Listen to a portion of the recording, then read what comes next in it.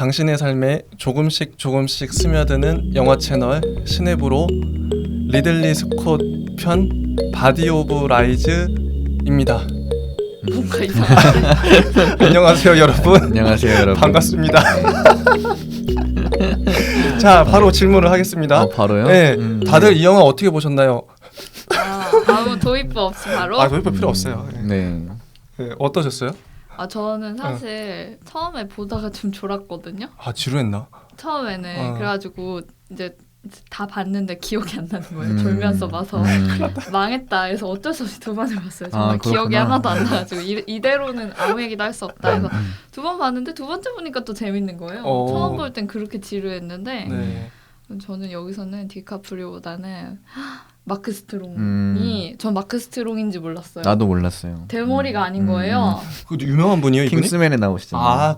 그분이에요? 항상 대머리셨거든요. 저의 기억에. 근데 이분이 아직 머리가 있던 시절 작품인 거죠. 근데 너무 미남에다가 막 완전 옴무파탈의 그런 아랍 보스 연기를 진짜. 너무 매력적으로 해줘가지고 끝나자마자 저 사람 누구야 하고 쳐봤는데 마크 스트롱이어가지고 깜짝 놀랐어요. 그래서 사실 마크 스트롱이 다 했다. 맞아, 카리스마. 너무 다 멋있었어. 했다. 맞아. 디카프리오는 사실 다른 작품에 비하면은 그쵸. 그냥 그랬던 것 같아요. 워낙에 이제 극한의 연기를 많이 보여주셔서 진짜. 여기서 뭐 약간의 이제 극한에 뭐 고문당하거나 이런 연기를 하긴 하셨지만 그렇게 임팩트가 있진 않았고 특히 러셀 크로우 살도 많이 찌시고 맞아요. 일부러 찌우신 건데 일부러 찌운 것 같아. 너무 잘 어울리지 않아요 그 연기? 명장면 하나 있잖아요. 돼지야 그만 먹어 뭐 그런 명장면이 하나 있어요. 그래서 거기서 좀 빵 터지고 그래서 러셀 크로우는 참 왜 계속 쓸까 리들리 스콧이 그런 의문이 들면서 아무튼 그 마크 스트롱의 재발견이었다. 마크 스트롱에게 반할 수 있는 영화였다. 그랬습니다. 네, 공감합니다. 맞습니다. 이영님은 어떠셨나요? 저도 이 영화는 뭐 재밌게 봤다 뭐 이런 건 아니고요. 그냥 무난하게 봤던 것 같아요. 뭐 중간중간 액션 씬도 있고. 네. 그리고 재밌었던 거는 재미는 없었다고 했는데 재밌었다고 한 건 아니지만 뭔가 부분적으로 좀 신기했던 거는 리들리 스콧 감독님께서는 좀 일관되게 가져가는 부분이 여기서도 좀 보이는 것 같더라고요. 그게 뭔가요? 약간 좀 그 그러니까 상급 관료의 그런 그 데스크에 앉아서 탁상공로만 하는 그런 무능함. 네. 현장에서 뛰는 요원들은 개고생하는데 맞아. 정작 그런 정책을 펴는 관료들의 무능함을 여기서도 잘 보여줬던 것 같고 그게 러셀 크로우 살찐 모습으로 나오면서도 이제 전화로도 또 무미건조하게 말하잖아요. 행사가 오고 가는 상황에서도 근데 그런 것들을 좀 어떻게 보면 러셀 크로우가 연기를 되게 잘한 것 같기도 하고 하지만 뭐 매력적인 인물은 아니었고 디카프리오도 뭐 워낙 그 명성에 걸맞게끔 이 영화 내에서도 무난하게 잘했던 것 같습니다. 저도 마크 스트롱 연기 정말 잘 봤어요. 정말 저도 처음에 몰랐는데 이게 나중에 좀 보니까 킹스맨에 나왔던 그 마크 스트롱인가라고. 정말 강력하시다. 머리가 좀 그러니까요. 제 생각에 거의 넥포스트 콜린 퍼스가 됐을 것 같아요. 머리만 안 빠졌으면. 맞습니다. 그분이 일부러 민 게 아니라 머리가 빠져서 어쩔 수 없이 그렇게 된 거죠. 탈모셨을 것 같더라고요. 그래요? 영국인이시잖아요. 정말 안타깝네요. 영국인이 원래 탈모가 좀 그런가요? 잦으니까. 그러니까요. 아까워요. 아쉽네요. 탈모가 문제를 이렇게. 잃었어요. 네. 그래서 이제 2000년대 리들리 스콧 영화를 제가 한번 읊어볼게요. 2000년 글래디에이터, 2001년 한니발, 블랙호크 다운, 2003년 매치 스틱맨, 2005년 킹덤 오브 헤븐, 2006년 어느 멋진 순간, 그다음에 2007년 아메리칸 갱스터, 2008년 바디 오브 라이즈, 2010년 로빈 후드 이런 식으로 쫙 나가요. 보시면 아시겠지만 거의 매년 영화를 찍으셨고 한 해에 뭐 2개가 개봉되는 해도 좀 있고 영화 재밌는 거는 영화의 퀄리티가 떨어지지가 않아요. 제가 이거 거의 다 봤는데 거의 모든 영화들이 평작 이상 걸작이라고 불리는 영화도 다수가 포진해 있어요. 그래서 제가 이 분을 한마디로 정의하면 전교 1등이다. 전교 1등. 우리 이제 학창 시절 잠깐 떠올려 보면 중고등학생 시절에 전교 1등은 거의 모든 과목을 그 수미한과 중에 수를 맞아야 돼요. 뭐 체육도 수, 뭐 영어도 수, 수학도 수, 뭐 과학, 사회, 뭐 미술 이런 거를 다 수를 맞아야 이걸 합산해서 전교 1등이 가능하잖아요. 그래서 여기서 이제 볼 수 있는 게 리들리 스콧은 뭐 대하 역사물, 스릴러물, SF물, 전쟁물 다 찍는데 자기가 싶은 거 다 자기가 찍고 싶은 거 다 찍는데 그 모든 과목 모든 분야에서 탑이라고 불러도 무방할 만큼 만족할 만한 퀄리티로 찍어낸다. 사람이 어떻게 이럴 수 있는가? 여러분도 공감하시죠? 아 저는 이제 좀 약간 그 느낌에 그냥 제 감이 영화를 좀 멀리서 바라보는 느낌에 탑은 좀 그렇고 좀 정규 10등? 뭐 그렇게 할까요? 아무튼 탑급은 아닌 것 같은데 다작을 하시고 어느 정도 그 작품의 작품성이 그래도 불편함이 없을 정도로 잘 묻어나오는 것 같은데요. 이게 막 모든 작품이 다 수작이다. 뭐 2번, 3번 봐야 된다. 뭐 이런 정도는 아닌 것 같아서요. 맞아. 그래서 이분은 근데 확실히 미장센도 그렇고 뭐 연기를 디렉팅하는거나 뭐 스토리도 그렇고 다 전반적으로 무난무난하게 그렇게 퀄리티가 떨어지는 파트가 없어요. 네. 어느 파트를 영화의 어느 분야를 갖다 대도 어느 정도 일정 정도 이상을 해내세요. 맞습니다. 그런데 이분은 느낌은 아티스트는 아니고 전교 1등이다. 전교 1등을 한번 이게 왜 그러냐면 전교 1등은 보통 서울대나 뭐 의대 법대를 많이 가죠. 근데 졸업하면 뭐 삼성 같은 대기업에 입사하거나 변호사나 의사 같은 전문직이 되는 게 전교 1등이 루트가 될 텐데 요새는 법대는 잘 안 가죠. 아무튼 그런 루트를 탑니다 많이. 네. 근데 그들은 아티스트는 아니죠. 그렇죠. 전교 1등이 아티스트인 경우 못 본 것 같아요. 네, 맞습니다. 보통 이제 꼴등하거나 좀 공부 못하는 애들이 아티스트로 많이 가긴 하는데 아니면 뭐 그림을 그린다든지 어쨌든 전교 1등은 그 돈 못 벌고 자기 색깔 강한 아티스트와는 거리가 멀다. 리들리 스콧의 느낌도 그렇고, 그러니까 리들리 스콧은 자기 색깔이 거의 느껴지지가 않아요. 거의 제가 보기에는 거의 무색무취하다고 생각이 되고, 근데 무난하게 할리우드가 좋아할 만한 대중적 작품을 잘도 찍어낸단 말이죠. 네. 근데 여기까지 말했는데 과연 그럴까? 제가 저의 논리를 좀 반박해 보겠습니다. 과연 그럴까? 이번 편에서는 그래서 이제 과연 리들리 스콧의 특징을 좀 더 명확하게 한번 잡아내 보자. 네네. 그래서 제가 이제 뭐 좀 더 정확히 말하자면 리들리 스콧은 아티스트가 되고 싶은 전교 1등이다. 나름 이렇게 정의해봤습니다. 한번 본격적으로 한번 영화 들어가 볼게요. 2008년작 바디 오브 라이즈의 원제가 원제가 말 그대로 바디 오브 라이즈네요. 아 뭐야? 바디 오브 라이즈인데 한글로 해석했더니 바디 오브 라이즈가 되잖아. 내가 글을 읽다 보니까 나도 읽고 깜짝 놀랐어. 근데 이 바디 오브 라이즈의 뜻이 뭘까요? 한글로 거짓말하는 시체. 이 바디가 시체란 뜻도 있어요? 바디는 시체잖아. 몸 시체. 진짜 그 뜻인가? 뭐 사람들이 I found a body 이러면은 시체를 찾았어 이런 말이잖아요. 나만 몰랐고. 잠깐만. 감사합니다. 몸일 수도 있고. 그렇죠. 몸일 수도 있고 시체일 수도 있고. 나는 말 그대로 거짓말하는 몸이라고 해석을. 아니, 그렇게도 되죠. 뭔지 몰라요. 네. 아니 진짜 아니 이프님 말이 맞을 수도 있어요. 저는 근데 이거를 좀 더 의역을 해서 거짓말쟁이. 거짓말쟁이? 그렇게 할 수 있을 것 같아. 거짓말 그냥 라이어야 그냥. 그렇죠. 그렇죠. 근데 중요한 거는 뭐 해석이 어떻든 간에 거짓말 속이는 거예요. 이 영화 자체가 속고 속이는 그쵸. 내용이거든요. 그리고 거짓말이 중요한 주제로 다뤄집니다. 이걸 좀 기억한 상태에서 한번 들어가 볼게요. 이 영화의 장르는 첩보물이에요. 스파이물이고. 여러분 혹시 첩보 뭐 스파이물 하면 떠오르는 대표적인 영화가 어떤 게 있으신가요? 테넷이요. 테넷도 맞죠. 프레시한데요. 나는 첩보물 하면 테넷 아닙니까? 너무 명작이죠. 시네브로의 테넷 한번 꼭 봐주세요. 네. 또 저는 007 시리즈 생각했거든요. 007 대표적이죠. 또 뭐가 있을까요? 막 대보세요 막. 미션 임파서블. 그렇죠. 미션 임파서블도 있고. 톰 크루즈. 또 뭐가 있을까? 엄청 많은데. 킹스맨도 나름 맞아요.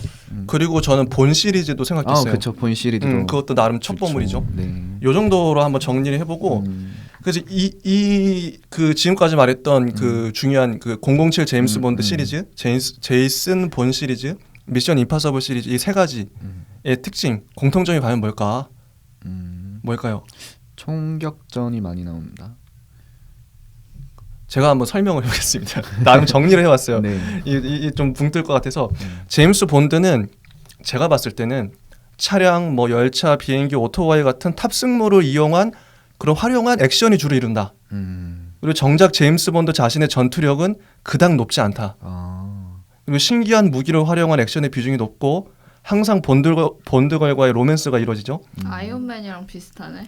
수트를 벗으면 공격력이 없잖아요. 아이언맨. 아 맞네. 이 제임스 본드에는 남자들이 열광할 만한 요소가 많아요.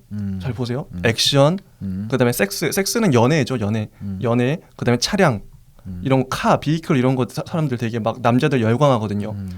이건 남성을 주요 타겟으로 설정한 첩보물이다. 남성들의 로망과 환상이 대리 만족되는 시리즈인 거죠. 007은. 네. 그리고 두 번째로 이제 미션 임파서블. 네. 톰 크루즈. 이건 어떤 특징이 있냐면 이것도 좀 비슷해요. 앞에 전자와.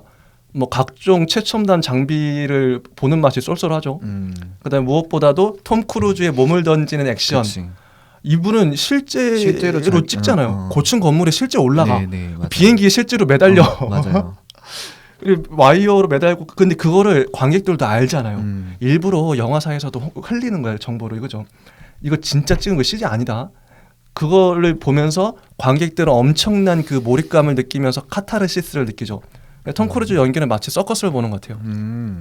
요 정도 이제 정리하고 세 번째 제이슨 본 시리즈 혹시 보셨나요? 이렇게 본 시리즈요. 저는 안 봤어요. 되게 어릴 때 봤어요. 학생 시절 때. 본 시리즈는 뭐냐면 뭐로 유명하냐면 근접 액션물의 새로운 지평을 열었다. 근접 액션? 홍콩 본 시리즈 주인공이 누구예요? 그 브루스 윌리스인가? 아니요. 이름을 제가 안 적어서 유명한 분입니다. 예, 맷 데이먼 아닌가요? 맷 데이먼 맞아요. 맷 데이먼. 마션에 나옵니다. 그래서 이 제이슨 본은 과거 홍콩 영화 성룡 이영걸 근접 액션의 달인이잖아요. 그분들이 주먹으로 하는 건 너무 현란하게 잘하죠. 그거를 미국식으로 표현하면 돼요. 그 이미지를 떠올리면 딱 제이슨 본이에요.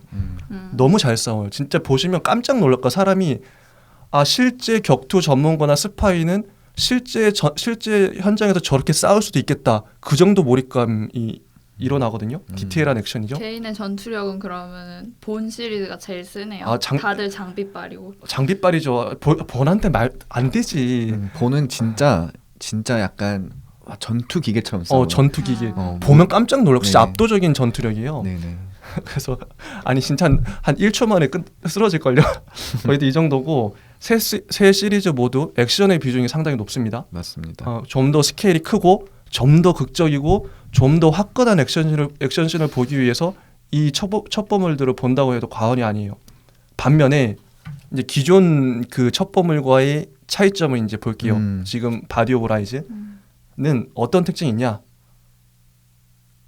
총 쏘는 장면이 좀 있긴 하죠. 추적 장면도 있긴 하고 싸우는 장면이 나오지만 이게 말 그대로 보여주기 위한 세련된 급박한 그런 연출된 장면이 아니에요. 좀 밋밋하게 느껴질 수도 있을 것 같아요. 그렇죠. 네, 기존 액션 영화에 비해서 네. 정말 보잘것없는 무난하고 평범한 장면들로 네. 뭐 액션이랄 것도 없어요. 이거는. 그래서 리들리 스콧은 이 영화에서 액션을 보여줄 마음이 없었던 거예요. 그죠? 이 영화는 액션 영화로 만들어진 게 아니에요. 애초 목적 자체가. 실제 저는 이게 스파이물을 보는 듯했어요. 실제 실제 스파이가 만약에 중동에서 아랍에서 활동한다면 이렇게 할 수도 있겠구나. 그래서 영화의 무대는 중동입니다. 그리고 이라크, 요르단, 레바논, 두바이 등의 로케이션을 했어요. 그 주인공 개인의 영웅적이고 뭐 초인적인 활약보다는 아까 말했던 그 사람들처럼 그 사람들은 거의 영웅이죠. 히어로죠. 그렇죠. 그렇지만 이 영화의 주인공은 다릅니다. 그 세 개 집단이 나와요. CIA, 그다음 광신적인 종교 테러 집단, 그다음에 현지 그 이란인가 아랍인가? 이란이 아니고 어디죠 여기 나라? 요르단 정보국. 그렇죠. 요르단 정보국이 나와요. 네. 이 세 집단이 갈등하고 뭔가 막 서로 속이고 그런 내용이에요. 어쨌든 이 영화는. 그리고 데이비드 이그나시우스의 동명 소설을 원작으로 윌리엄 모나한이 각본을 썼다고 합니다. 뭐 중요한 건 아니고 그런 것 같아요. 몰라. 주인공은 레오나르도 디카프리오예요. 여기 극 중의 이름은 로저 페리스입니다. 네. 자, 지금부터 키워드 위주로 이 영화를 다뤄볼 거예요. 들어가기 전에 혹시 여러분들이 이 영화를 몇 가지 그 키워드 혹은 몇 가지 주제로 정의한다면 무엇라고 말하시겠습니까?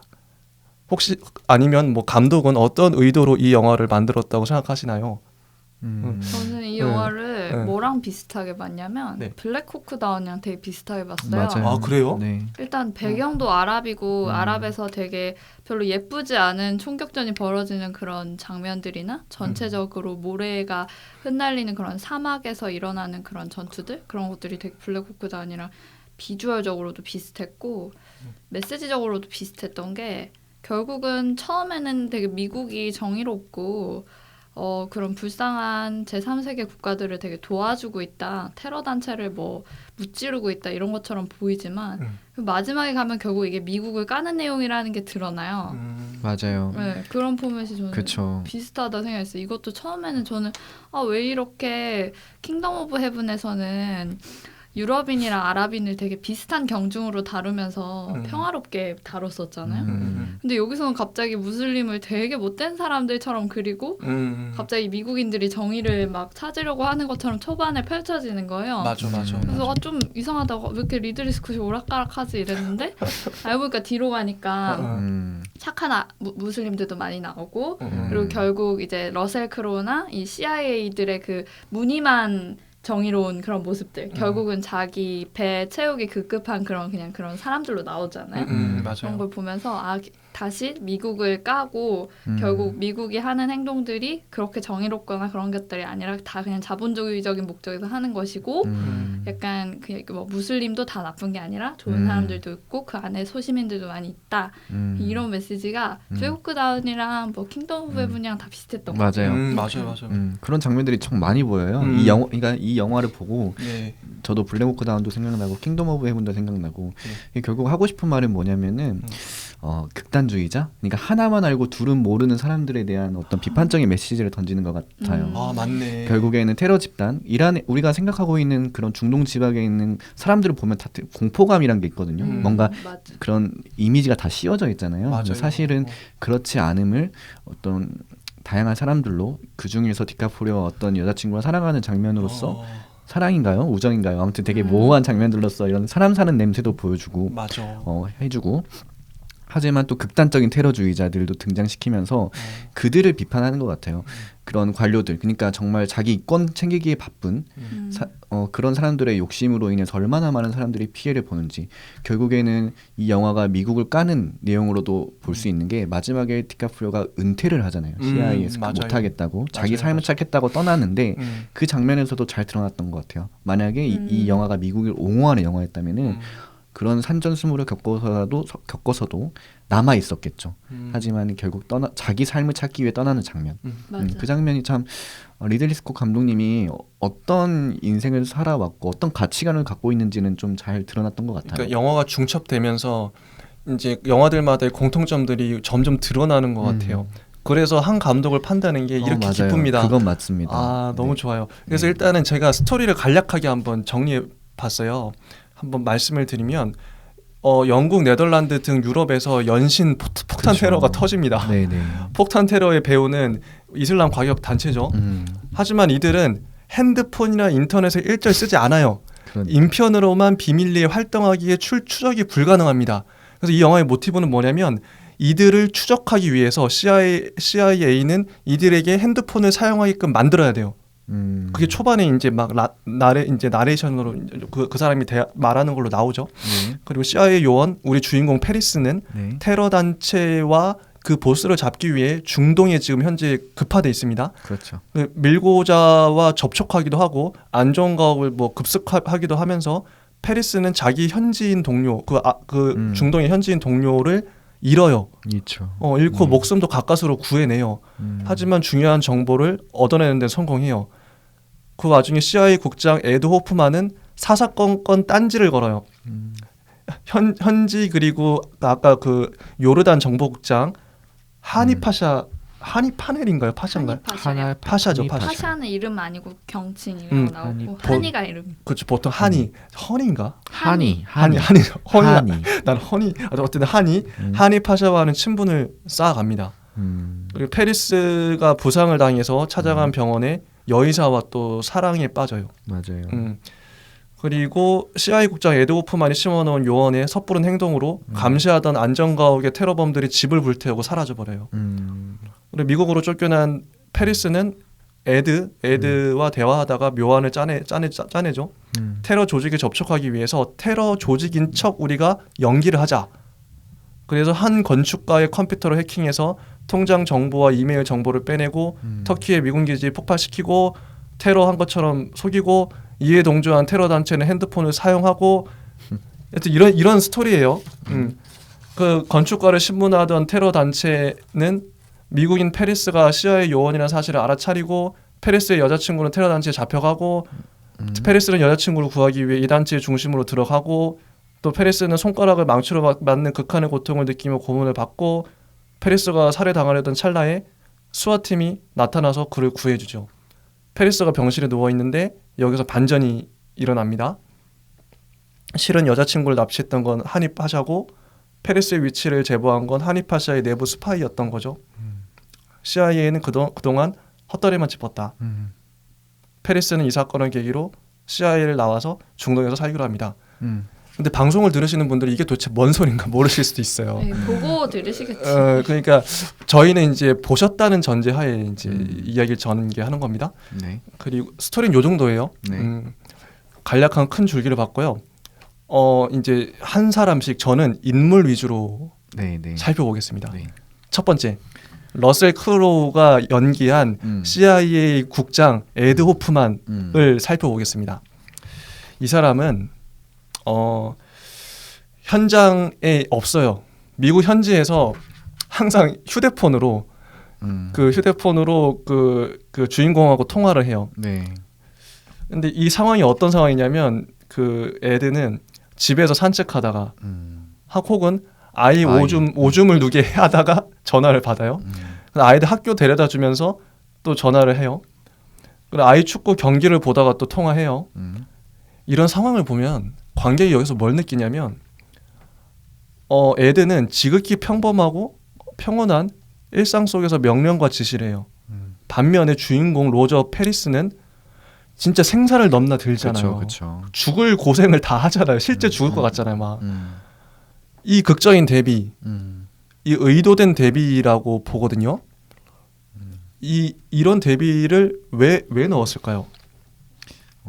어떻게 생각하세요? 비판을 하고 싶어서 넣은 거 아닐까요? 비판. 어떻게 보면 코미디적으로 보이기도 하고, 그죠? 피식피식 웃음도 나오고, 혹은 반발감과 증오심마저도 느껴지죠. 그 사람에 대해서. 저는 뭐 어떻게 생각했냐면 탁상 공론만 일삼는 정치인. 자기 의자에 앉아서 아랫사람 시켜먹는 배불뚝의 사장. 그런 이미지가 떠올랐어요. 이 사람 보면서. 현장을 알리 없는 그들은 현장에 도움을 주기는커녕 자꾸 현장에 독단적으로 개입해서 일을 망쳐버립니다. 네. 그리고 에드 CIA 국장 에드는 페리스 주인공에게 상관이라기보다는 짐덩어리이자 철부지 말썽꾸러기로 보이죠. 무능한 상사, 뛰어난 부하 프레임이에요. 이 전형적인 프레임일 수도 있는데 모든 실제적인 일은 부하가 다 해내고 상사는 부하의 공을 가로채어 자기화시킵니다. 제 묘사가 정확하지 않나요?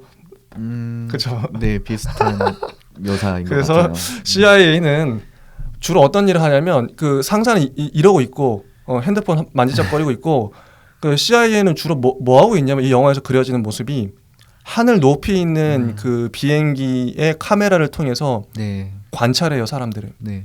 그러니까요. 정찰기. 그럼 블랙호크 다운에서 쓰던 거잖아요. 왜 아직도 쓰고 있어? 아니 세상이 어느 때인데 아직 비행기를 안 띄우면 못 본단 말이에요. 나는 그래서 약간 좀 과학기술에 실망했어요. 아니 나는 위성으로 그걸 못 본단 말이야. 난 과학기술에 깜짝 놀랐는데 저 정도 고해상도 카메라. 정찰기가 적의 눈에 저기 정찰기라고 다 보이잖아요. 맞아 보인다고 그래야 돼. 그래서 결국 못 따라가잖아요. 저기 그래서 나중에는 그 흙먼지 때문에 나중에 그 어디로 갈라지는지 자동차 세계 갈라질 때 어디로 가는지 모르고 맞아. 멍청하게 I'm sorry 막 이러고 있잖아요. 맞아. 죽으러 가는데 이제 자기 부하는 그치. 맞아. 문서 진짜 과학기술이 아직도 2000 몇 년이야? 8년? 아직도 저랬나 아쉬움이. 맞아. 그래서 이거는 제가 이걸 나름 해석해봤는데 네. 그 정찰기와 카메라의 의미는 뭐냐면 마치 신처럼 모든 상황을 관찰하고 주시해요. 주인공이 일거수일투족뿐 아니라 전화 통화 내용까지 다 알고 있어요. 그들은 주인공이 이혼 소송 중이란 것도 이미 다 알고 있어요. CIA는 요원에게 사생활이라는 건 없는 거죠. 사생활이다. 그게 없는 거죠. 네. 이 높은 상공에 위치한 정찰기에 달려있는 카메라 영상은 영화 중간중간 계속 나오는데요. 이게 의미가 뭐냐면 프랑스 철학자 혹시 미셸 푸코라고 아시나요? 아니요. 절대 모르죠. 제가 설명드릴게요. 오케이. 그래서 네. 이분의 저서 중에 유명한 게 감시와 처벌이라는 게 있어요. 거기서 파놉티콘이 뭐냐면 설명해 볼게요. 원형 감옥인데 네. 가운데에 그 탑이 있어요. 네. 탑에서 관찰을 해요. 죄수들을. 네, 죄수들은 그 원형 감옥의 그 둘레에 다 갇혀 있어요. 그러니까 죄수들은 다 온몸이 다 그 감옥이 이렇게 삥 둘러서 죄수들이 다 갇혀 있으니까 네. 다 보여요. 중앙에서. 네. 근데 죄수들은 중앙에 있는 관찰자를 절대 못 봐요. 이런 구조. 빅브라더죠. 조지 오웰이 1984에서 형성화했던 그렇죠. 빅브라더. 그래서 영화의 전지적 카메라 시점은 마치 현대 사회는 감시 사회다. 당신이 하는 모든 행동은 CCTV에 찍히고 정부가 마음만 먹으면 여러분의 일상은 신용카드 결제 내역과 인터넷 사용 내역, 핸드폰 위치 추적 등으로 철저하게 까발려질 수 있다. 이런 두려움과 공포를 우리가 항상 갖고 있잖아요. 근데 이게 생각해 보면은 사실은 주제라고 해야 될까? 이 영화가 어쨌든 중동에 가서 첩보 활동을 하는 내용인데 맞아요. 그런 사생활 노출을 말할 의미가 있나요? 그래서 제가 오히려 생각했을 때는 무능함으로 봤어요. 그러니까 무능함. 모든 걸 다 알고 있지만 뭘 할 수 없는 거예요. CIA가 무능하다. 직접 접촉을 하지 않으니까 알고만 있지 어떤 것도 할 수 없는. 그러니까 그 상공에서 결국에는 맞아. 이렇게 막 모래 먼지가 이렇게 둘러싸여가지고 이렇게 차가 갈라진 다 보고 있잖아요. 맞아, 다 근데 보였죠. 아무것도 못해. 그쵸. 근데 요르단의 정보국장은 그 갈라지는 모습을 못 봤음에도 어디인지 알고 있었잖아요. 결국에 페리스가. 맞아. 그런 것처럼 이런 미국이 정말 그 거대 강국이라고는 하지만은 다 알고 있는 최첨단 정보 기술을 그 당시에 갖고 있다고 하지만은 실제로 현장에 뛰지도 않고 그렇게 멀리서 이렇게 접촉도 하지 않은 상태에서 뭐든지 판단하고 그런 판단들이 옳지 않고 맞아. 결국에는 아무것도 장담할 수 없는 상황이라는 걸 비판하고 있지 않았나라는 생각이 먼저 들었거든요. 저는. 맞습니다. 네. 맞아요. 그래서 사생활 물론 뭐 이게 좀 깊게 생각해보면 사생활도 맞을 수 있긴 한데 저는 이 영화의 좀 취지에 더 걸맞는 것은 맞아요. 무능함이라고 보는 게 맞지 않을까. 미국의 무능함. 결국 이 영화에서 뭐 일을 이뤄내는 거는 주인공이죠. 예, 그렇죠. 주인공과 그와 늘 접촉하고 티격태격했던 하니파샤. 그렇죠. 그래서 두 번째 이제 하니파샤 얘기를 좀 해볼게요. 이분 이름은 본명은 이제 마크 스트롱인데 이 요르단의 비밀 조직 국장이에요. 하니파샤는 어떤 메시지를 우리에게 주든가. 저는 이분 보면서 어떤 느낌을 떠올렸냐면 우리나라 마치 이제 1980년대 그 정보국장 중앙정보국의 국장이 떠오르더라고요. 이미지 자체가. 왜냐면 고문도 서슴지 않고 하고 가부장적이고 조직의 또 리더죠. 자기 고집도 있고 신념도 있고 의리도 있고 우정도 중시하는 일처리하는 똑부러지게 해내는 또 충성스러운 부하들을 잘 불어먹는 그런 타입이죠. 딱 그 80년대 우리나라 중앙정보국장 같은 느낌. 그런 느낌이고 근데 좀 정의로운 그런 느낌이고 한이는 주인공 페리스에게 한 가지를 강조해요. 혹시 처음에 만났을 때 거짓말하지 말라고. 날 속이지 마라. 절대 거짓말하면 안 된다. 이 강조를 하잖아요. 영화 제목도 바디 오브 라이즈예요. 좀 메시지가 좀 이게 있는 것 같아요. 그쵸. 거짓말하지 마.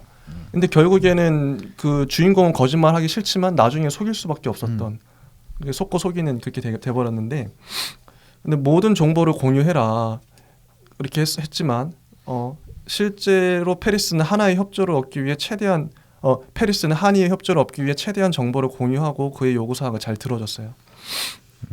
근데 제가 망할이라고 썼는데 망할 CIA 국장 에드가 독단적으로 행동해서 자꾸만 일을 그르치고 말죠. 여기서 확실히 CIA 특히나 그 국장 에드는 골칫덩어리예요. 항상 문제가 발생하는 건 에드 때문에 벌어지지 않나요? 맞아요. 이 사람이 자꾸 잘못 개입하는 바람에 윗선에서 그러니까 에드는 윗선이기도 하고 뭐 어떤 집단, 국가, 미국이란 국가를 상징할 수도 있을 것 같아요. 그래서 이게 보통 근데 우리가 국제사회에서 불문율 같은 원칙이 하나 있죠. 우리가 이미 알고 있는 미국 대통령은 뭐 미국 군대는 누구를 위해서 일하고 움직이죠? 그냥 뭐 미국은 미국을 위해서 움직이죠. 한국은 한국을 위해서 움직이고 네. 한국 대통령은 그걸 뭐 흔히 국익이라고 하는데 근데 국익이라는 말을 가만히 따져 보면은 이게 그냥 이기적인 거예요. 그럴 수밖에 없긴 한데 그 다 이해가 가는데 삼성의 임원들, 삼성의 직원들은 누구를 위해서 일하죠? 삼성을 위해서 일하죠. 근데 모든 집단이 다 그럴 수밖에 없는데 이거는 저는 이게 가장 근본적이고 어떻게 보면 좀 가장 좀 풀기 어려운 문제 같아요. 당연히 뭐 LG는 LG 사원들은 LG를 위해서 일하겠죠. 근데 그 당연한 사실인데 그 당연한 게 서로를 속이고 그것 때문에 서로에게 또 피해를 줘도 괜찮은 은연중에 자기 집단만 혹은 자기 국가만 잘 되면 되는 미국도 그런 자국 중심주의 그걸로 중국하고 자꾸 대립각을 세우고 그런 거 아닌가요? 공리주의. 그러니까 공리주의인가요? 전체 합이 중요한 거죠. 개인의 행복보다는 행복의 합이 중요한 맞아요. 그런 건데. 네. 저는 그래서 이 영화의 중요한 메시지 중에 하나가 그런 어떻게 보면 서로가 각자의 집단을 위해서 일하고 있어요. CIA 요원도 당연히 뭐 미국의 이익을 위해서 일하고 있겠죠. 근데 각자가 각자를 위해서 일하고 있는데 그러면서 묘하게 이제 좀 어긋나고 서로 속이는 그런 관계들 이 관전 포인트가 아니었나 맞습니다. 이 영화에. 그리고 지금의 국제 정세를 잘 드러내고 있다. 그런 저는 이제 제 나름대로는 방향성은 공존과 공생, 윈윈은 과연 환상의 영역일까? 윈윈. 좀 진짜 이게 좀 꿈 같은 얘기도 한 게 삼성 직원들이 삼성 임원이 LG를 위해서 LG도 같이 살아야 돼. 이러면 웃길 것 같긴 한데 혹시 그 자체로 좀 웃기잖아요. 그렇죠. 근데 그렇게 되면은 사회가 더 나은 사회가 되지 않을까? 저는 나름의 꿈이 미국 사람들이 미국 대통령이 솔직히 우리는 바라잖아요. 미국이 우리를 도와주고 있다고. 우리 우방이야. 하지만 미국은 철저하게 미국을 위해서 일하고 있죠. 네. 하지만 우리를 도와줬으면 좋겠고 이런 좀 딜레마. 참 이게 어려워요. 국제사회 공조가 정말 평화가 어려운 것 같아요. 어렵죠. 정말 그래서 어려운 것 그 블랙 레인이죠. 거기서도 국가 간에 이렇게 국제적으로 협력을 하는 형사끼리 다양한 좀 문화적이나 사회적 갈등을 경험하는데 맞아. 어쨌든 결과는 좋지만 그 안에서 엄청난 그 갈등들이 경험하잖아요. 뭐 그런 것처럼 쉽지만은 않은 것 같아요. 공생과 공존이. 정말 어려운 거죠. 정말 어렵습니다. 하지만 이뤄내야 될 과제이기도 하고 그다음에 세 번째 사람들을 유형은 중동의 현지 동역자들을 뽑아봤어요. 이름도 우리가 잘 모르는 지금까지 이제 두 리더를 봤었죠. 네네. CIA 국장 에드, 그다음에 중동의 그 비밀 조직 국장 하니, 정보국. 정보국 국장. 정보국장. 제가 여기서 정보국장. 제가 한 가지 또 이거 좀 얘기를 하면 그 리들리 스콧이 그 영화 찍을 때마다 그 인물들 이름을 못 외운대요. 그래서 항상 그 화이트보드 같은데 이름을 써놓고 근데 마지막까지 영화 끝날 때까지 이름을 못 외운대요. 몇 개를 안 외워가지고 그게 리들리 스콧의 고질적인 그런 문제라고 어느 글에서 봤어요. 아 그러면 이름을 짓는데 그렇게 큰 의미를 두지 않나? 뭐 별 의미가 없을 수도 있고. 프랭크 생각나는데요. 그러니까 난 그 열심히 생각하고 만들었는데 제가 그걸 봤는데 어느 글에서 그렇게 나오더라고요. 그래서 저도 비슷한 병을 앓고 있습니다. 이름을 잘 몰라요. 그냥 얼굴은 어쨌든 네. 중동 현지 동역자들.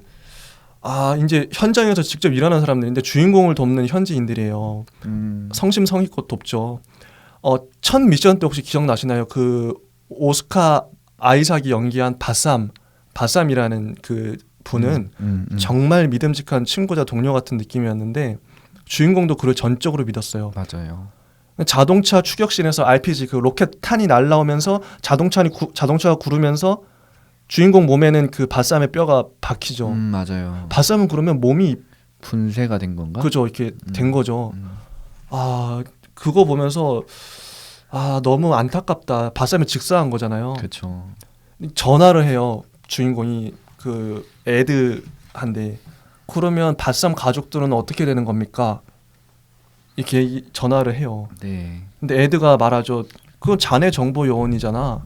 맞아. 내가 알 바 아니지 이런 식으로 얘기를 해요. 애들은 항상 그런 식이에요. 건축가도 죽을 위기에 처했더니 그냥 죽게도 원래 희생할 맞아. 수밖에 없는 맞아. 거야 이러면서 막 맞아, 자기들 작전에 무고한 시민이 죽게 생겼는데 아무 그쵸. 눈 하나 깜짝 안 나잖아요. 맞아. 흔히 이런 말이잖아. 전쟁에서 희생은 필요한 법이야. 뭐 이렇게 아, 말하면서 그렇게. 맞아. 책임을 회피한다. 뭐 이렇게 생각을 하기도 아예 하고. 책임이 없다고 생각하는 것 같아요. 그렇죠. 책임질 필요 자체가 없다. 이렇게 그냥 생각하고. 사람을 생명으로 보는 게 아니라 사람으로 보는 게 아니라 도구로, 도구. 그쵸.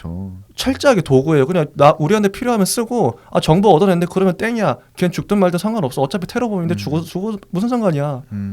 이거는 저는 이제 실제 그 CIA나 뭐 이제 그런 위에 있는 특히나 이제 직급이 높아지고 위에 이제 좀 힘이 있는 권력자들 같은 경우에 이런 식으로 판단할 가능성이 높다.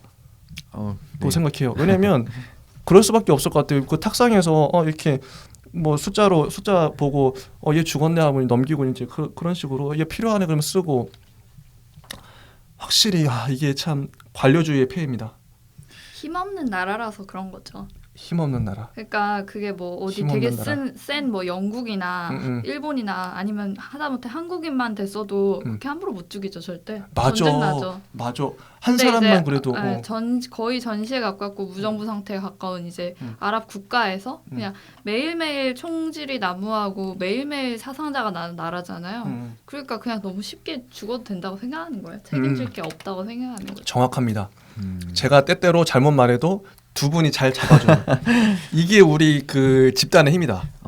우리 공동체의 힘이다. 네. 너무 감사하고. 좋네요. 저의 해석과 다른 해석을 합쳐서 더 나은 해석이 나옵니다. 항상. 맞습니다. 이래서 제가 이 영화 모임을 하는 것 같아요.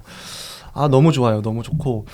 그리고 그 페리스는 그 자기와 함께하는 요원들을 어떻게든 살리려고 그래요. 항상 살리려고 그러고 도와주려고 그래요. 인간적이죠. 맞아요. 근데 현장이 있기 때문에 더 그런 것 같아요. 내가 당장 저 사람 얼굴을 보고 저 사람과 관계를 맺고 대화를 하는데 맞아요. 어떻게 정이 안 가겠어요. 그렇죠. 근데 애들은 얼굴도 몰라요. 그래서 그 사람 이름만 알아요. 정보원들을. 네. 그러니까 어떻게 정이 가겠어요. 이런 차이입니다. 그래서 자리가 사람을 만든다고 하잖아요. 자리에 자기 처지가 있고 눈이 있다. 뭐 이런 얘기도 하는데 저 같아도 제가 만약에 그 CIA 국장 위치에 앉았으면 애드처럼 행동할 확률이 높아요. 뭐 그렇게 하겠죠. 근데 현장에 만약 진짜 급파돼가지고 생사고락을 같이 한다면 당연히 이제 주인공처럼 행동하겠죠. 자리가 사람을 만든다.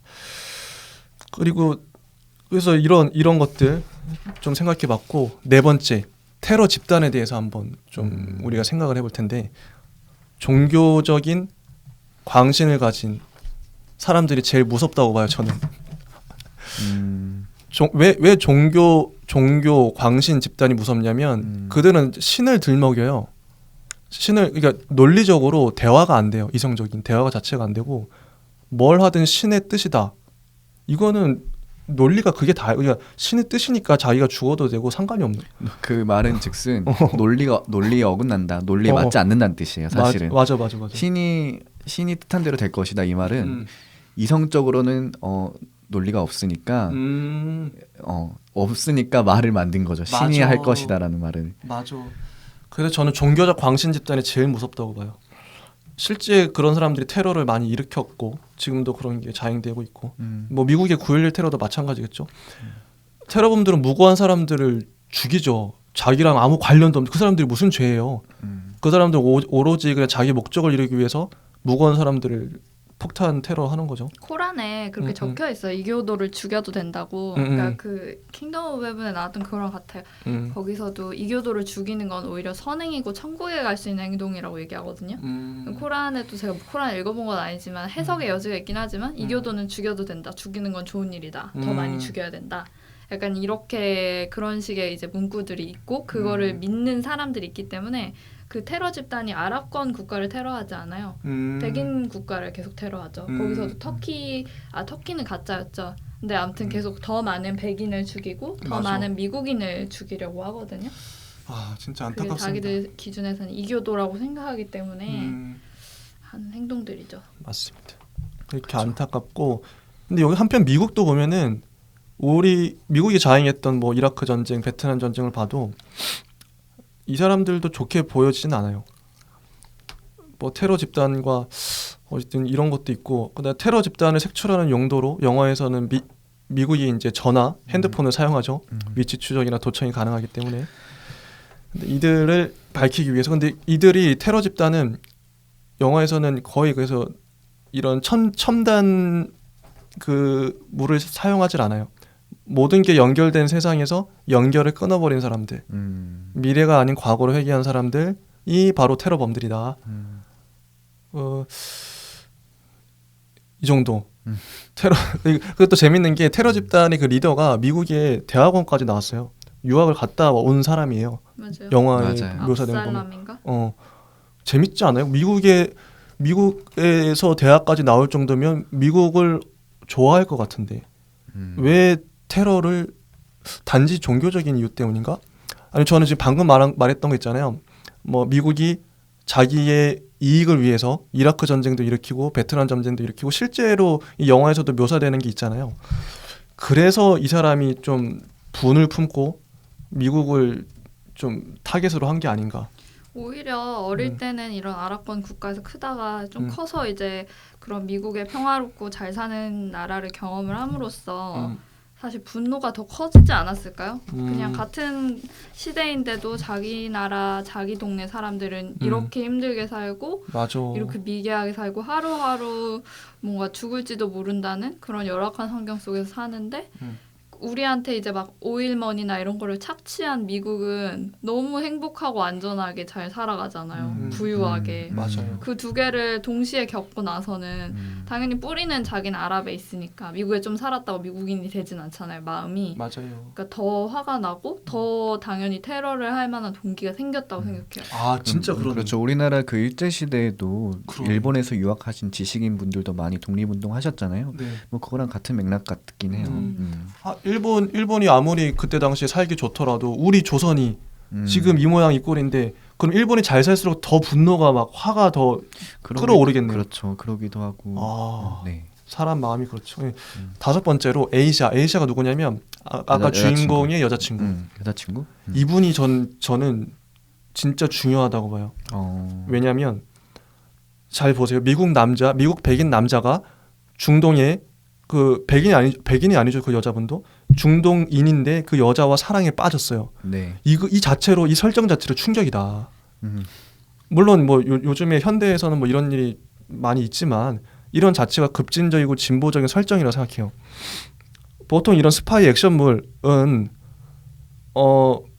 보통 이제 미국 만세, 뭐 미국 위대하다류의 국뽕으로 흐를 가능성이 농후하죠. 네. 자국의 스파이가 대단하다. 뭐 이런 식으로. 보통 예전에 뭐 냉전 다룰 때도 항상 러시아, 북한 이런 중국 이런 사람들이 적으로 나와요. 그렇죠. 제임스 본드나 뭐 그런 사람들이. 그러니까 그걸 대상화하는 거잖아요. 그 국가가 나쁘다고 은연중에 말하는 거 아니에요. 심지어 캡틴 아메리카도 소련을 적대시하는데요. 그러니까 지금이 어느 시대인데. 그래서 근데 리들리 스콧은 제가 봤을 땐 반골 기질이 있어요. 그의 어떤 영화를 보더라도 결코 평범하게 만들지는 않습니다.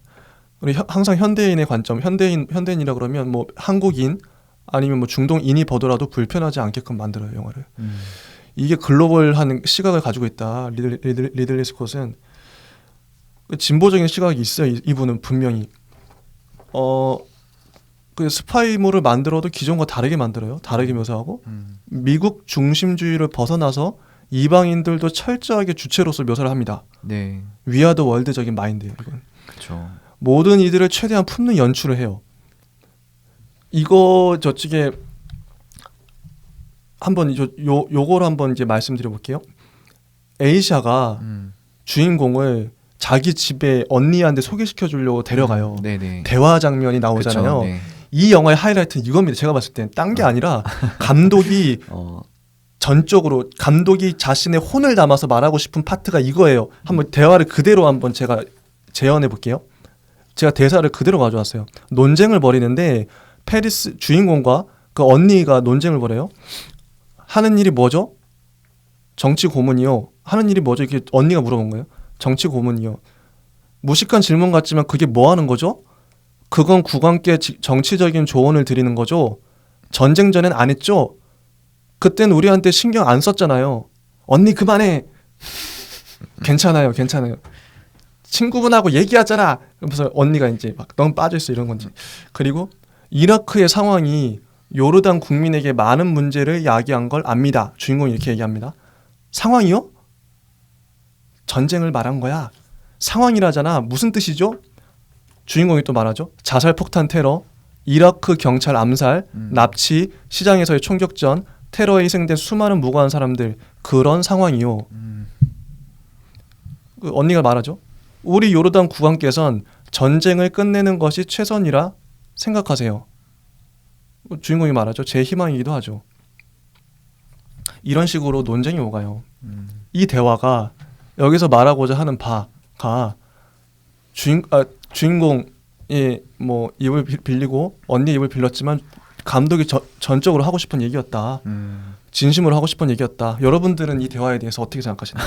맞는 것 같아요. 그러니까 네. 그런 극단적인 테러 단체가 아니더라도 그런 언니같이 평범하게 아랍 시민권 아랍 시민으로서 살아가는 사람들도 분명히 분노가 엄청 차 있을 거예요. 그러니까 자기들의 이 처지에 대해서 이 전쟁과 기아와 이 무서운 상황들 그래서 되게 화가 나 있을 텐데 그렇다고 그 사람들은 테러리스트가 되진 않았어요. 그냥 평범한 삶을 살아가지만 그냥 속에 화를 감추고 살아가는 거죠.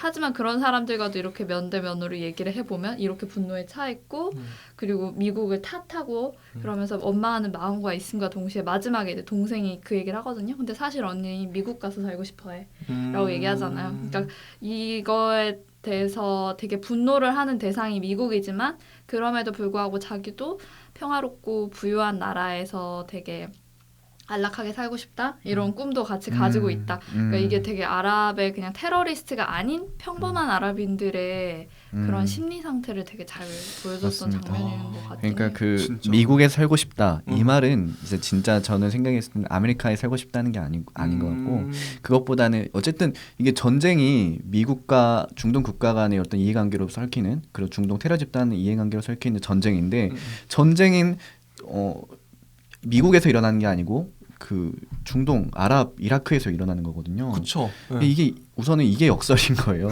둘 간의 문제인데 서로 둘 간의 지역에서 일어나는 것도 아니고 전쟁은 아랍 지역에서 일어나다 보니까 그것도 일반 시민들이 피해를 받을 수밖에 없는 상황이고 맞네. 결국에 언니가 그 미국에 가고 싶다는 말은 나도 전쟁 없는 곳에서 살고 싶다 이 뜻으로 좀 해석이 되기도 하고요. 아니 어느 나라 국민이 과연 전쟁이 일어나는 그쵸. 그런 자기가 죽을 수도 자기는 있는 그런 무장 테러 단체를 지지하지도 않고 좋아하지도 않는데 왜 일반 시민들이 도대체 그들 때문에 이곳에서 피해를 받아야만 하는가. 그렇기 맞아. 때문에 빨리 전쟁이 끝났으면 좋겠고 이 상황 자체가 CIA에게는 그 멀리서 그 카메라로 바라보는 것처럼 상황일 수 있지만은 그들에게는 삶의 일부인 거예요. 전부이기도 하고요. 자기 생사가 오고 가는 그런 점 관점의 차이 때문에 이런 걸 정말 극단적으로 보여주는 거죠. 그렇기 맞아. 때문에 더 이런 미국의 그 CIA 관료인들을 욕하는 영화라고 딱 보여지는 것 같긴 해요. 이게 재밌는 게 물론 이제 첩보물의 그 제임스 본드처럼 사랑에 빠질 수는 있어요. 그런 게 클리셰긴 해요. 클리셰긴 한데 그 클리셰조차도 단지 그냥 미인과 뭐 현지인과 사랑에 빠진다 이런 걸로 활용하고 넘어가는 게 아니라 보통의 첩보물은 그렇게 활용했죠.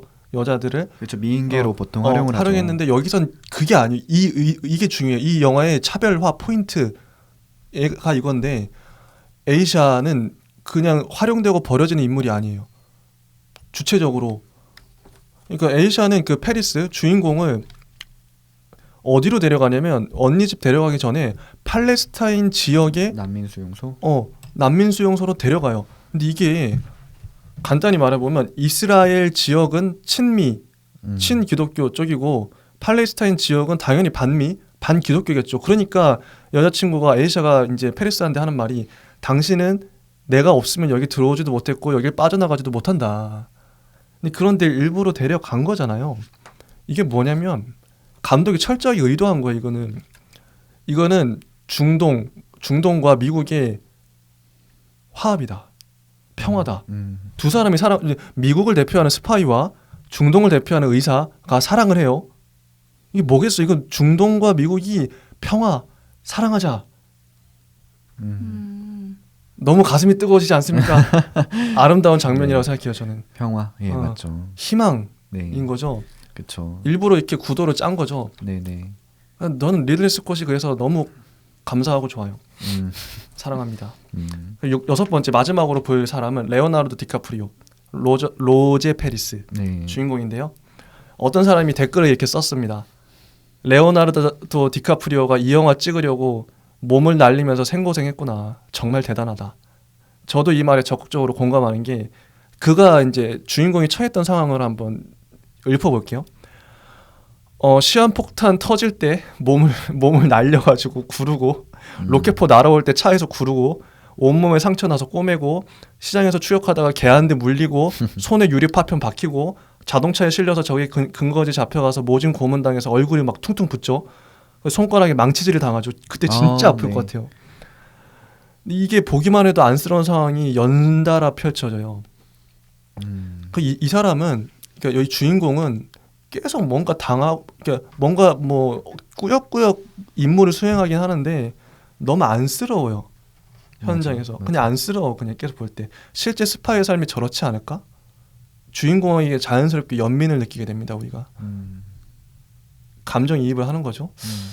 아 정말 자기 온몸을 다 던져가면서 근데 무엇 때문에 저기까지 죽음을 무릅쓰고 일할까? 그러니까. 페리스는 현지인 동업자들에게 연민을 또 느끼죠. 임무도 중요하지만 그에겐 사람도 중요합니다. 어떠한 편견도 없이 사람을 사람으로 대해요. 아까 했던 말이구나. 상사인 에드는 사람을 철저히 도구로 뭐 체스말에 뭐 말판 정도로 보는 거죠. 뭐 체스 하나쯤이야. 상대 말에게 잡아먹혀도 아무 상관없다는 식입니다. 그렇죠. 킹을 먹는 거에 의미를 두는 거죠. 맞아. 판을 이기는 게 그냥 목적이니까요. 이런 상관에게 당연히 페리스는 반감을 느끼죠. 임무 도중에 만난 하니에게도 주인공은 인간적으로 대해요. 존중의 표현으로 예를 갖춰서 그쵸. 하니 파샤라고 부르고 하니에게 진실만 말하겠다고 실제로도 그렇게 약속을 해요. 최대한 협조하겠다. 하지만 모든 것은 그의 상사 에드 때문에 틀어집니다. 에드는 그래서 망할 미국을 상징하고 이게 재밌는 게 망할 미국이 있고 미국도 여러 가지 면이 있는데 결국 이 스파이도 미국인이에요. 근데 같은 미국인이지만 이렇게 달라요. 특히 뭐 정의롭고 인간적이며 연민이 가는 캐릭터 이런 중간자적인 인물을 리들리 스콧의 의도는 분명하죠. 페리스에 비해 CIA 국장은 얼마나 비인간적인가, 비윤리적인가, 이기적인가 대비하면서 메시지를 분명히 하는 거죠. 마지막에 이제 페리스가 미국을 버리고 중동을 택한 이유 왜 그랬다고 생각하세요? 저는 그 장면 되게 인상 깊었어요. 마지막에 이제 둘이 에드랑 페리스가 둘이 대화하는데 이제 뭐 미국 가자, 뭐 자리 하나 마련해 줄게 뭐 이랬는데 안 간다 그러고 오히려 그만둔다 그러면 이제 물어보죠. 에드가 뭐 할 건데 너 뭐 여기서 살기라도 하게? 라고 하죠. 그러니까 페리스가 여기서 살 거다 이랬더니 약간 비웃으면서 에드가 약간 아무도 중동에서 살고 싶어하는 사람 없어. 맞아. 그러니까 이렇게 되게 단정해서 얘기하거든요. 세상 누가 중동에서 살고 싶어해? 맞아. 라고 하는데 그때 이제 페리스가 막 어이없다는 듯이 씩 웃으면서 네가 그래서 안 되는 거야? 약간 맞아. 이런 식으로 하면서 이제 옷을 벗잖아요. 맞아. 그게 되게 인상 깊은 장면이자 되게 또 잘 이 영화의 전체를 잘 아우르는 장면이었던 것 같아요. 그러니까 결국은 그가 아랍에 남은 이유는 미국의 평화는 거짓이기 때문이죠. 미국의 그 안락하고 평화롭고 부유한 삶은 사실 이런 제3세계 국가들에서 기름 쪽쪽 빼먹고 그 사람들 전쟁 일으켜가지고 군수 물자 팔아먹어가지고 그 계속 부를 유지하고 있는 거잖아요. 맞아요. 그런 걸 너무나 잘 알고 있고 그런 미국에 살아봤자 자기도 결국 애드 같은 사람밖에 안 되는 거예요. 결국은 거기서 더 높이 올라가려고 막 아둥바둥하면서 맞아. 그냥 자기 가족들을 어떻게든 지키려고 하면서 배 나온 아저씨밖에 안 될 텐데 맞아. 오히려 자기가 봤을 때 자기가 겪었을 때 여기는 힘들고 위험하지만 오히려 더 치열하고 여기야말로 진짜 진실된 삶을 사는 공간이다. 그러니까 이렇게 느꼈을 것 같아요. 맞아. 사랑하는 사람이 있고. 그쵸. 이 의원님은 저도 비슷한 생각이에요.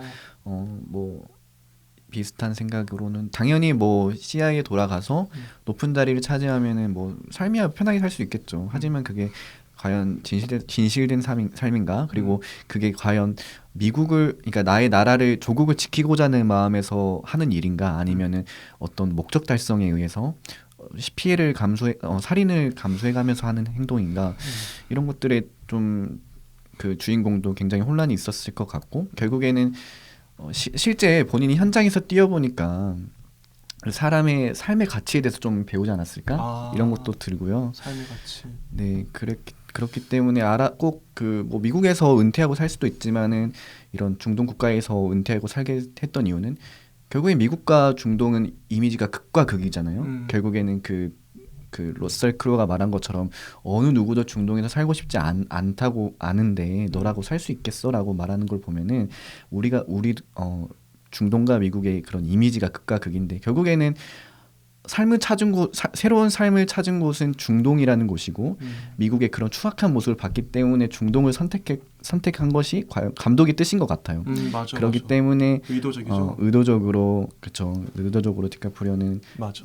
이렇게 새로운 삶을 중동에서 시작할 수밖에 없었던 것 같긴 해요. 영화는 상징이라고 생각하는데 정말 이건 근데 확실히 리들리 스콧 장점이 뭐냐면 노골적으로 메시지를 드러내요. 뭐 대중 영화 만드는 할리우드 감독이니까 누가 봐도 메시지가 딱딱 떨어지는데 제가 마무리 한번 발언을 해볼게요.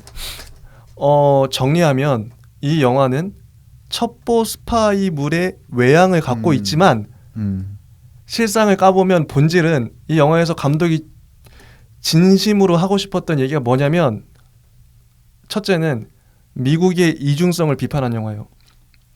이중성. 그 CIA 국장을 통해서 철저하게 까발렸죠. 네. 그리고 두 번째는 현대 사회의 민낯을 까발린 영화다. 아까 말했던 그 뭐 휴대전화라든지 고공에서 캠 촬영하는 거라든지 이런 것들을 통해서 현대 사회의 민낯을 까발렸고 또 셋째는 서로 속고 속이는 국제사회의 질서를 드러낸 영화다. 그리고 뭐 그 외에도 여러 가지 메시지가 있을 수는 있을 것 같아요. 이 정도로 정리를 해봤습니다. 그래서 바디 오브 라이즈인 거죠. 속고 속이니까 결국 속고 속이는데 그 와중에도 가장 진실했던 사람은 저는 주인공이라고 생각해요.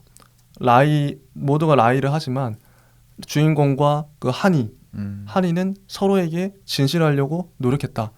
진실한 사람들이 결국 그 테러 집단의 우두머리 잡죠. 그렇죠. 리들리 스콧은 지금까지의 영화들을 통해서 우리가 봤던 논의했던 영화들을 통해서 항상 제가 봤을 땐 약자의 편, 소수자의 편이었어요. 가능한 한 최대 다수를 품었어요. 킹덤 오브 헤븐을 봐도 이슬람과 기독교 그 수많은 사람들을 이스라엘이라는 도시에 있는 사람들을 다 품잖아요. 네. 그러니까 이 종교가 중요한 게 아니라 이 성 안에 있는 모든 사람들이 소중하다 선언을 하잖아요. 최대 다수를 품었고 종교의 한계도 넘어서서 평화를 추구했어요. 항상 이 감독은 영화들을 통해서 어쩌면 우리는 지금까지 크리스토퍼 놀란, 쿠엔틴 타란티노 이런 감독들을 우리가 다뤘었잖아요. 네. 우리 채널에서. 네. 이분들은 특징이 뭐냐면 아까 제일 처음에 제가 했던 얘기로 돌아가서 아티스트예요. 작가적인 성향이 강해요. 그러다 보니까 그 아티스트는 자기만의 독특한 스타일이 있잖아요. 근데 그거를 리들리 스콧한테서 찾으려고 하니 안 찾아지는 거예요.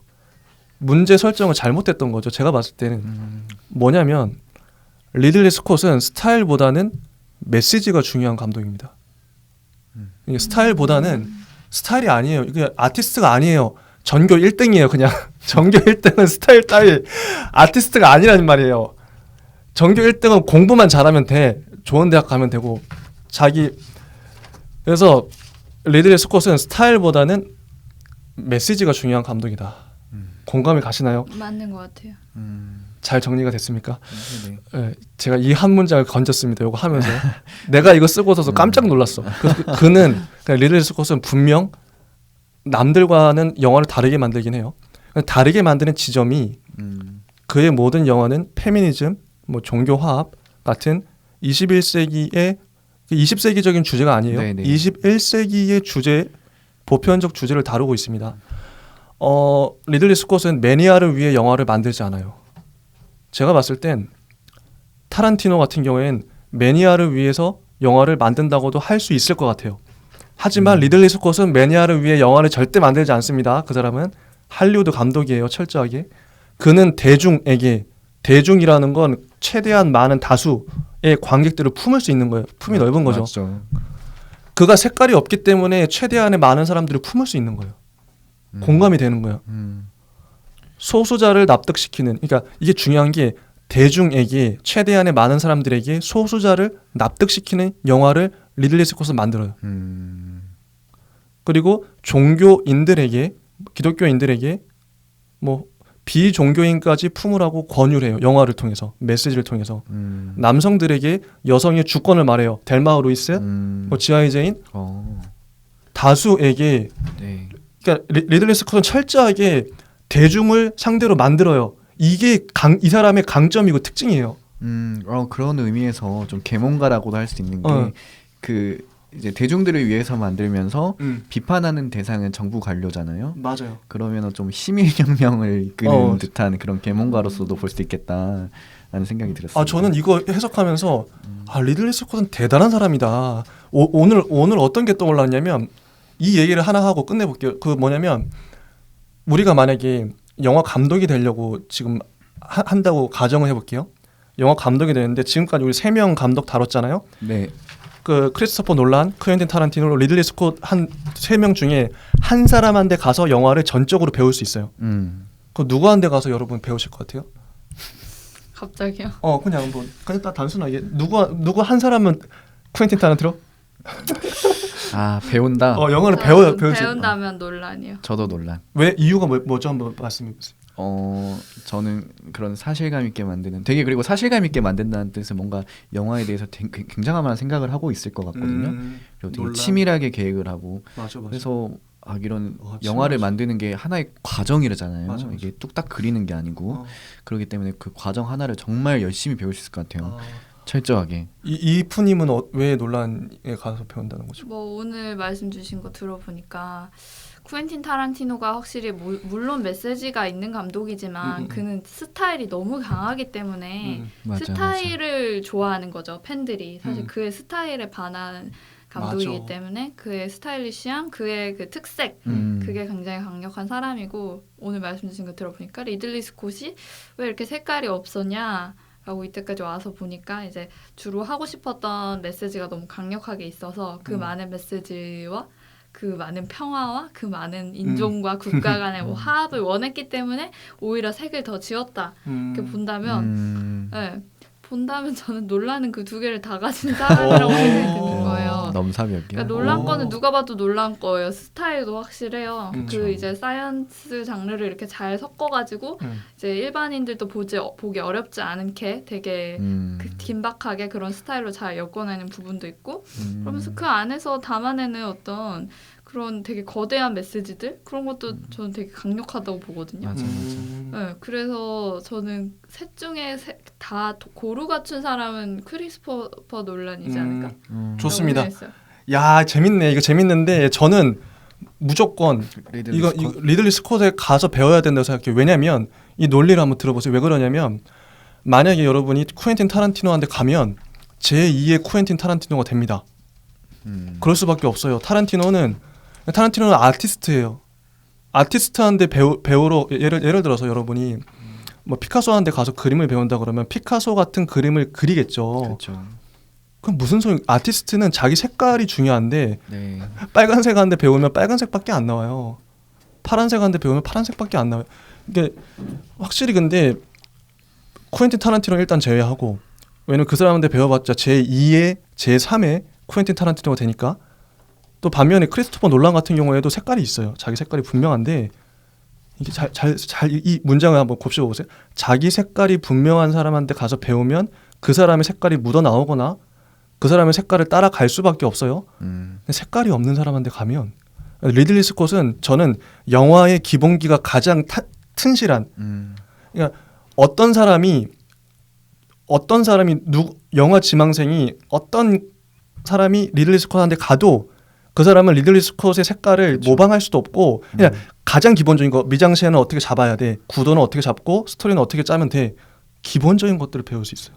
자기 색깔을 막 일부러 그 감독한테 맞출 필요도 없고 왜냐면 리들리 스콧은 할리우드적으로 대중적으로 잘 만드니까.